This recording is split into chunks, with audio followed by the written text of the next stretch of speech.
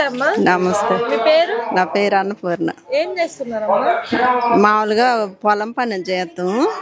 అయితే పిల్లలందరికీ విద్యా కానుకని ముందు చదువు అభివృద్ధి. ఎంత ఉన్నోడైనా కానీ పిల్లల భవిష్యత్తు చూసేది ఒక జగనన్నే. ఆయన ఏంటంటే అందరూ సమానంగా విద్య అనేది అందరి సొత్తు, అది ఎవరు తీసుకునేది కాదు. కాకపోతే వాళ్ళందరినీ గుర్తించి దళికులు డబ్బున్నోళ్ళు అందరు ఉన్నారు కానీ వాళ్ళందరికీ వాళ్ళ స్తోమతను బట్టి చదివించుకుంటారు. ఇప్పుడు కావాల్సింది ఏంది? లేబర్కి డబ్బు లేదు, మరి విద్య కావాలి. విద్య కావాలంటే డబ్బు ఉండాలి. మరి పొలాలు పండటం లేదు, అది దేవుని సృష్టి కాబట్టి వాళ్ళకున్న స్తోమతను బట్టే వాళ్ళు చదివించుకోవాలనుకుంటారు. అదే ఈ పార్టీ పరంగా చూసుకుంటే ఆయన చేసే పరిపాలన అంతా కూడా విద్యా దీవెనని, వసంత దీవెనని, అమ్మఒడని, పిల్లలకి చిన్నపిల్లలకి మరి ఫుడ్ పథకం, ప్రతి ఒక్కరికి అన్ని బాగానే జరుగుతున్నాయి. ఏది కానీ కొరత అనేది లేదు. వృద్ధులు ఉన్నారు, వాళ్ళు ఒకవేళ బయటికి వెళ్ళి పెన్షన్ తీసుకోవాలంటే వాళ్ళకి ఏం జరుగుద్దో తెలీదు. ఇప్పుడు ఎక్కువ వ్యాధి ఏంటంటే షుగరు, బీపీ, ప్రతి ఒక్కరికి అది వ్యాపించుతుంది. అది దాన్ని కంట్రోల్లో ఉంచుకోవాలంటే వాళ్ళ ఇళ్లలో వాళ్ళు ఉండి ఎవరైతే వాళ్ళని మంచి కోరి జగనన్న వాలంటీర్లను పెట్టి వాళ్ళ క్షేమం కోరిండు కాబట్టి వాళ్ళు ప్రతి ఒక్కరు తెల్లవారకు ముందే తెల్లవారుజామునే వాలంటీర్లు పోయి వాళ్ళ అవసరాలు తీర్చడానికి వాళ్ళకి పెన్షన్ ఇచ్చేస్తారు.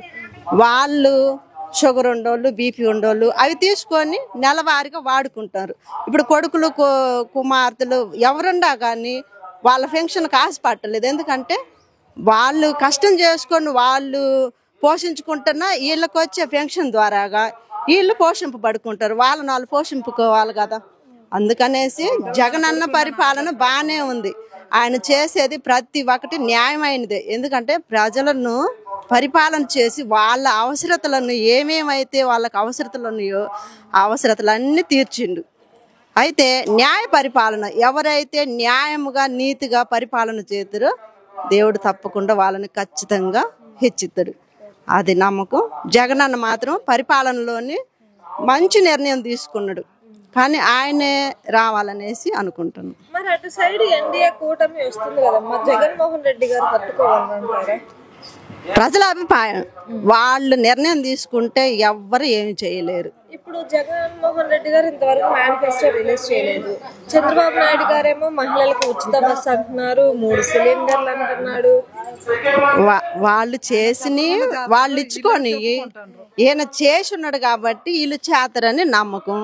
ఒకవేళ వాళ్ళు చేస్తామంటారు కాబట్టి ఇంతకు ముందు చేసిన పథకాలు ఏమైతే ఉన్నాయో ఒకళ్ళ చేతడో ఏమోనని వాళ్ళు తీసుకున్న నిర్ణయం ఏమో. కానీ ఒకవేళ చేసే అవకాశం మాత్రం ఈ అయితే పునః సాగింపబడుతున్నాయో ఇవి మొత్తం సాగించబడే జగనన్న వచ్చిన తర్వాత. ఇంకా ఏమన్నా ఇంకొకటి, ఇప్పుడు పిల్లలు చదువుకొని ఉన్నారు.